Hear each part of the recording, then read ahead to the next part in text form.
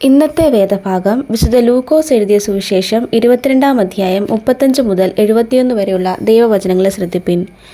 പിന്നെ അവൻ അവരോട്, ഞാൻ നിങ്ങളെ മടിശീലയും പൊക്കണവും ചെരുപ്പും കൂടാതെ അയച്ചപ്പോൾ വല്ല കുറവും ഉണ്ടായോ എന്ന് ചോദിച്ചതിന് ഒരു കുറവും ഉണ്ടായില്ല എന്ന് അവർ പറഞ്ഞു.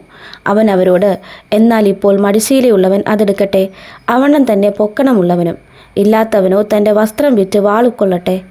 അവനെ അധർമ്മികളുടെ കൂട്ടത്തിൽ എണ്ണി എന്ന് എഴുതിയിരിക്കുന്നതിന് ഇനി എന്നിൽ നിവർത്തി വരണമെന്ന് ഞാൻ നിങ്ങളോട് പറയുന്നു. എന്നെക്കുറിച്ച് എഴുതിയിരിക്കുന്നതിന് നിവർത്തി വരുന്നു എന്ന് പറഞ്ഞു.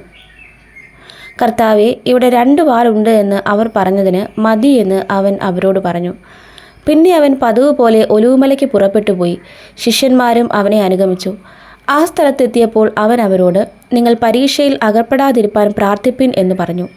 താൻ അവരെ വിട്ട് ഒരു കല്ലേറ് ദൂരത്തോളം വാങ്ങിപ്പോയി മുട്ടുകുത്തി, പിതാവേ, നിനക്ക് മനസ്സുണ്ടെങ്കിൽ ഈ പാനപാത്രം എങ്കിൽ നിന്ന് നീക്കണമേ, എങ്കിലും എൻ്റെ ഇഷ്ടമല്ല നിൻ്റെ ഇഷ്ടം തന്നെ ആകട്ടെ എന്ന് പ്രാർത്ഥിച്ചു. അവനെ ശക്തിപ്പെടുത്തുവാൻ സ്വർഗത്തിൽ നിന്ന് ഒരു ദൂതൻ അവന് പ്രത്യക്ഷനായി. പിന്നെ അവൻ പ്രാണവേദനയിലായി അതിശ്രദ്ധയോടെ പ്രാർത്ഥിച്ചു. അവൻ്റെ വിയർപ്പ് നിലത്ത് വീഴുന്ന വലിയ ചോരത്തുള്ളി പോലെയായി. അവൻ പ്രാർത്ഥന കഴിഞ്ഞ് എഴുന്നേറ്റ് ശിഷ്യന്മാരുടെ അടുക്കൽ ചെന്നു. അവർ വിഷാദത്താൽ ഉറങ്ങുന്നത് കണ്ട് അവരോട്, നിങ്ങൾ ഉറങ്ങുന്നതെന്ത്? പരീക്ഷയിൽ അകപ്പെടാതിരിപ്പാൻ എഴുന്നേറ്റ് പ്രാർത്ഥിപ്പിൻ എന്ന് പറഞ്ഞു. അവൻ സംസാരിക്കുമ്പോൾ തന്നെ ഇതാ ഒരു പുരുഷാരം, 12 ഒരുവനായ യൂദ അവർക്ക് മുന്നടന്ന് യേശുവിനെ ചുംബിപ്പാൻ അടുത്തു വന്നു. യേശു അവനോട്, യൂദായെ, മനുഷ്യപുത്രനെ ചുംബനം കൊണ്ടോ കാണിച്ചു കൊടുക്കുന്നത് എന്ന് പറഞ്ഞു. സംഭവിപ്പാൻ പോകുന്നത് അവൻ്റെ കൂടെയുള്ളവർ കണ്ടു. കർത്താവെ, ഞങ്ങൾ വാളുകൊണ്ട് വെട്ടണമോ എന്ന് ചോദിച്ചു. അവരിൽ ഒരുത്തൻ മഹാപുരോഹിതൻ്റെ ദാസനെ വെട്ടി അവൻ്റെ വലത്തെ കാതറുത്തു. അപ്പോൾ യേശു, ഇത്രയ്ക്ക് വിടുവിൻ എന്ന് പറഞ്ഞ് അവൻ്റെ കാത് തൊട്ട് സൗഖ്യമാക്കി. യേശു തൻ്റെ നേരെ വന്ന മഹാപുരോഹിതന്മാരോടും ദേവാലയത്തിലെ പടനായകന്മാരോടും മൂപ്പന്മാരോടും, ഒരു കള്ളൻ്റെ നേരെ എന്ന പോലെ നിങ്ങൾ വാളും വടിയുമായി പുറപ്പെട്ടു വന്നുവോ? ഞാൻ ദിവസേന ദേവാലയത്തിൽ നിങ്ങളോടുകൂടി ഇരുന്നിട്ടും എൻ്റെ നേരെ കൈ ഓങ്ങിയില്ല. എന്നാൽ ഇത് നിങ്ങളുടെ നാഴികയും ഇരുളിൻ്റെ അധികാരവുമാകുന്നു എന്ന് പറഞ്ഞു. അവർ അവനെ പിടിച്ച് മഹാപുരോഹിതൻ്റെ വീട്ടിൽ കൊണ്ടുപോയി. പത്രോസും അകലം വിട്ട് പിൻചെന്നു. അവർ നടുമുറ്റത്തിൻ്റെ മധ്യേ തീ കത്തിച്ച് ഒന്നിച്ചിരുന്നപ്പോൾ പത്രോസും അവരുടെ ഇടയിലിരുന്നു. അവൻ തീവട്ടത്തിനടുക്കെ ഇരിക്കുന്നത് ഒരു ബാലിക്കാരത്തി കണ്ട് അവനെ ഉറ്റുനോക്കി. ഇവനും അവനോടുകൂടെ ആയിരുന്നു എന്ന് പറഞ്ഞു. അവനോ, സ്ത്രീയെ, ഞാൻ അവനെ അറിയുന്നില്ല എന്ന് തള്ളിപ്പറഞ്ഞു. കുറഞ്ഞൊന്ന് കഴിഞ്ഞിട്ട് മറ്റൊരുവൻ അവനെ കണ്ടു.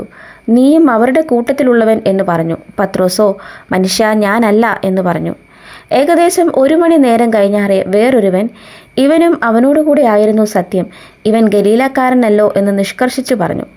മനുഷ്യ, നീ പറയുന്നത് എനിക്ക് തിരിയുന്നില്ല എന്ന് പത്രോസ് പറഞ്ഞു.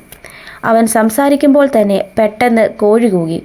അപ്പോൾ കർത്താവ് തിരിഞ്ഞ് പത്രോസിനെ ഒന്ന് നോക്കി. ഇന്ന് കോഴി കൂകും മുമ്പേ നീ 3 വട്ടം എന്നെ തള്ളിപ്പറയുമെന്ന് കർത്താവ് തന്നോട് പറഞ്ഞ വാക്ക് പത്രോസ് ഓർത്ത് പുറത്തിറങ്ങി അതിദുഃഖത്തോടെ കരഞ്ഞു. യേശുവിനെ പിടിച്ചവർ അവനെ പരിഹസിച്ച് കണ്ണുകെട്ടി തല്ലി. പ്രവചിക്ക, നിന്നെ അടിച്ചവൻ ആരെന്ന് ചോദിച്ചു. മറ്റു പലതും അവനെ ദുഷിച്ചു പറഞ്ഞു. നേരം വെളുത്തപ്പോൾ ജനത്തിൻ്റെ മൂപ്പന്മാരായ മഹാപുരോഹിതന്മാരും ശാസ്ത്രിമാരും വന്നുകൂടി അവനെ ന്യായാധിപ സംഘത്തിൽ വരുത്തി. നീ ക്രിസ്തുവെങ്കിൽ ഞങ്ങളോട് പറക എന്ന് പറഞ്ഞു.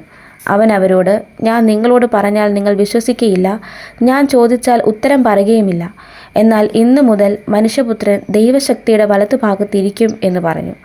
എന്നാൽ നീ ദൈവപുത്രൻ തന്നെയോ എന്ന് എല്ലാവരും ചോദിച്ചതിന്, നിങ്ങൾ പറയുന്നത് ശരി, ഞാനാകുന്നു എന്ന് അവൻ പറഞ്ഞു. അപ്പോൾ അവർ, ഇനി സാക്ഷ്യം കൊണ്ട് നമുക്ക് എന്താവശ്യം? നാം തന്നെ അവൻ്റെ വാമൊഴി കേട്ടുവല്ലോ എന്ന് പറഞ്ഞു. ഈ വചനങ്ങളാൽ ദൈവം നമ്മെ ഏവരെയും അനുഗ്രഹിക്കുമാറാകട്ടെ.